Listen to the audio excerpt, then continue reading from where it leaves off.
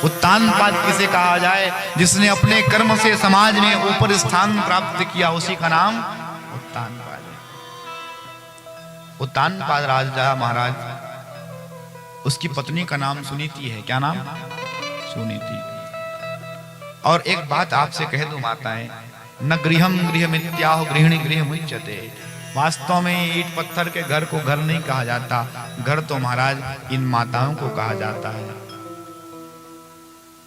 हमारे गुरुजी अपनी कथा में बड़ा सुंदर भाव कहते हैं कि बेटा, अगर माँ चाहे, घर की स्त्री चाहे तो घर को स्वर्ग बना देवे, और घर की स्त्री चाहे तो घर को नरक बना दे। आपके ऊपर बड़ा जिम्मेदारी होता है। उत्तानपाद राजा अपनी पत्नी का बड़ा सम्मान करते थे, लेकिन महाराज एक दिन ऐसे शिकार करने को गए और वन में एक राजकुमारी को देखा, नाम था सुरुचि। उस पर आसक्त हो गए और गंधर्व रीति से विवाह किया। विवाह करके महाराज लाए, और जैसे घर पर लाए और जैसे महल में प्रवेश कर रहे थे, बोले हु इज दिस? बड़ी बाल को देख के पूछा, है कौन है? बोला हमारी बड़ी पत्नी है। तो बोले ये जब तक घर में रहेगी तब तक हम घर में घुसने वाले। उस पर बड़ा प्रेम हो गया था, घर से निकाल दिया। किसको? बड़ी पत्नी को। और तब महाराज जब वो गर्भवती थी, क्योंकि महाराज वो प्रेम करते थे, आसक्त थे किसके ऊपर? सुरुचि के ऊपर। लेकिन इधर तो महाराज इसने संकल्प लिया था, किसने? सुनीति ने, कि मेरा जो पुत्र होगा उस पुत्र को हम जो है होनहार बना करके मारेंगे। वास्तव में महाराज कहने का भाव यही है, माँ चाहे तो महाराज बच्चे को संत बना दे, माँ चाहे तो बच्चे को डॉक्टर बना दे, माँ चाहे तो बच्चे को इंजीनियर बना दे, और माँ चाहे तो बच्चे को चोर भी बना सकती है। माँ चाहे तो जेब कतरा बना सकती है, माँ चाहे तो महाराज शराबी बना सकती है, कबाबी बना सकती है। पर्णकुटी में ध्रुव जी महाराज का जन्म हुआ, नाम रखा बेटे का ध्रुव। बड़ा सेवा करती संतों का। कौन? सुनीति मैया। आपसे एक बात कह दूं मेरे प्यारे, यहाँ पर एक बात समझने का है। सुनीति का अर्थ क्या है? जिसका महाराज जो सुंदर नीति के हिसाब से चले, वेद के हिसाब से चले, उसी का नाम सुनीति है। और सुरुचि माने जो अपने रुचि के हिसाब से चले, उसी का नाम सुरुचि है। हाँ, सुष्टु नीतिर्यस्या सा सुनीति। और सुरुचि माने महाराज स्वस्थ रुचिरस्या सा सुरुचि।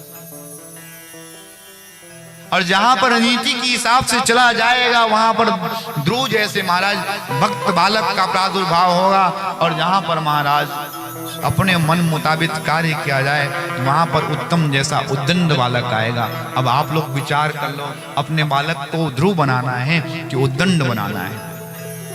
ये कथा जीवन में सिखाता है। संतों के आश्रम में जाया करती सुनीति मैया, बच्चों को लेकर जाती अपने ध्रुव को, और जब प्रणाम करती तो कहती बेटा तू भी प्रणाम कर। संतों के हृदय के लिए, संतों के लिए महाराज ध्रुव के मन में शुरू से ही, बचपन से ही क्या जागृत हो गया? भाव जागृत हो गया, आदर जागृत हो गया। इसलिए कहता हूं बच्चों को कथा में लाओ, लेकिन लाओ तो ये पंपापुर के बच्चों को अपने साथ बैठाने तो पलटी मारते हैं पीछे में जाके। यहाँ के बच्चे प्रेम से कहो सांसी खेलते हैं। सांसी का मतलब समझते हैं ना? हाँ, कुत्ता खेलता है ना, एक दूसरे को चापता है, वैसी वैसी खेलते हैं लोग। मैं यहाँ से सब देखते रहता हूँ। सांसी खेलने का नहीं, यहाँ पे प्रेम से कहो हाँ। एक दिन की बात महाराज, संतों ने कहा बेटी मांगो, क्या मांगना चाहती हो? तो कहा मेरे सौतन है ना, वो सौतन को 4 बरस हो गया, अभी तक पुत्र नहीं हुआ है, आप कृपा करें उसको पुत्र हो जाए। देखो ये है महाराज भक्त।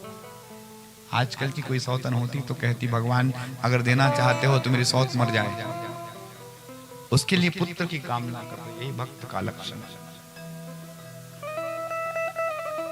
कहा तुमने उसके कारण उसको घर से निष्कासित किया गया, तो क्या मांग रही है? तू वास्तव में भक्त है, तेरा बेटा भगवान का भक्त होगा। ऐसे कह करके महाराज अब उस रुचि का बालक हुआ, उसका नाम रखा गया उत्तम। क्या नाम? उत्तम। और सुनीति के बेटा का नाम क्या है? ध्रुव। ठीक है। एक दिन की बात, एकदा सुरचे पुत्रम कामरोप्य ललायनम उत्तमं नारुचंतम ध्रुव पूर्वम राजव्यनंदता। एक दिन महाराज सुरुचि के पुत्र उत्तम को राजा उत्तानपाद गोदी में लेकर के राजगद्दी पर बैठे थे। खेलते खेलते ध्रुव जी पहुंचे महाराज कहाँ, राजमहल पर। और जैसे अपने पिता की गोदी पर महाराज जाके बैठना चाहा, सुरुचि ने कहा रुक जाओ। बोले क्यों? मेरे पिताजी हैं, उनकी गोदी पे मुझे बैठने का अधिकार है। सुरुचि कहती ना ना ना, पिता का होना आवश्यक नहीं जितना माता का होना आवश्यकता है। और सुन ध्रुव, यदि तू चाहता है इस राजगद्दी पर बैठूं तो तुम जाओ और जा करके उस नारायण की तपस्या करना और उनसे मांगना कि मैं तुम मेरे गर्भ में आओ, और जब मेरे गर्भ में आएगा पुनः जन्म लेगा तो तुझे उस गद्दी पर बैठने का अधिकार प्राप्त हो जाएगा। दुनिया महाराज जिस गर्भ में ना आने के लिए भगवान से प्रार्थना करता है, इस गर्भ में मुझे बचाना, इस गर्भ से बचाना भगवान, तो ये कहती है मेरे गर्भ में आने के लिए भगवान का तुमको उपासना करना पड़ेगा। ध्रुव का तो अपमान किया ही किया, भगवान नारायण का भी अपमान कर दिया। बताओ ध्रुव जी महाराज ऐसे घायल हुए जैसे कोई सांप को मारता है तो सांप कैसे क्रोध के मारे कांपता है, वैसे रोते रोते माँ के पास पहुंचे। माँ, यदि वास्तव में तुम्हारा पुत्र हूं तो सुरुचि मैया के एक एक कहे शब्द का बदला लेकर के मानो। तुरंत सुरुचि मैया ने मुंह को बंद कर दिया, कहा बेटा मां मंगलम तात पुरेशमंता भुक्ते जनो यत्पर्षे दुखस्तत् सत्यम सुरुच्या विहतम भवान्ने यद्दुर्गभागा उदरे गृहीत। देख बेटा, कभी भी ना दूसरे का मंगल की कामना नहीं करना चाहिए। और क्या गलत कहा सुरुचि मैया ने? तुझको भगवान की भजन करने को कहा है ना, तो बेटा सुन ले, यदि कल जाना चाहता है तो ये आज ही चल दे, क्योंकि मेरे लिए तो यही बड़ा भाव होगा ना कि पुत्रवती युवती जग सोई, पुत्रवती युवती जग सोई, पुत्रवती युवती जग सोई, पुत्रवती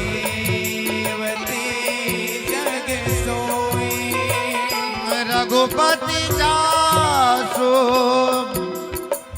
रघुपति भगति जासो सुत होए, रघुपति भगति जासो सुत होए, पुत्रवती युवती जग सोई, पुत्रवती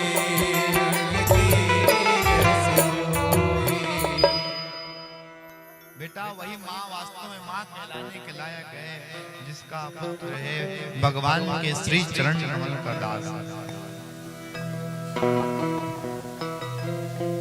इसलिए तुम अभी नहीं, काल करे सो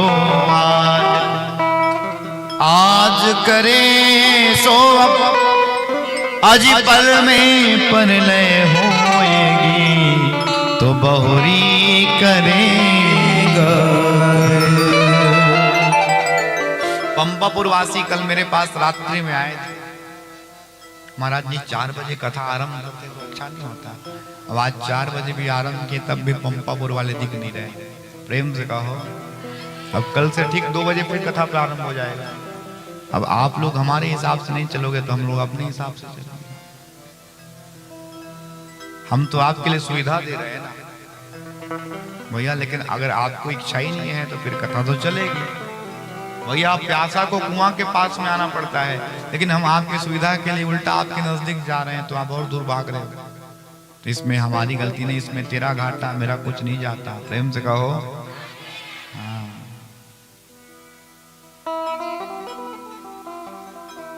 माँ ध्रुव जी कहते हैं आप बताओ भगवान कहाँ पे रहते हैं, मैं उसको खोजने जाऊंगा। माँ ने कहा बेटा वो तो सर्वत्र है रे। माता सुनीति कहती है बेटा वो सर्वत्र वास है, उसको खोजने का प्रयास करना। तुम सीधे वन में चले जाओ, मुझे कोई आपत्ति नहीं।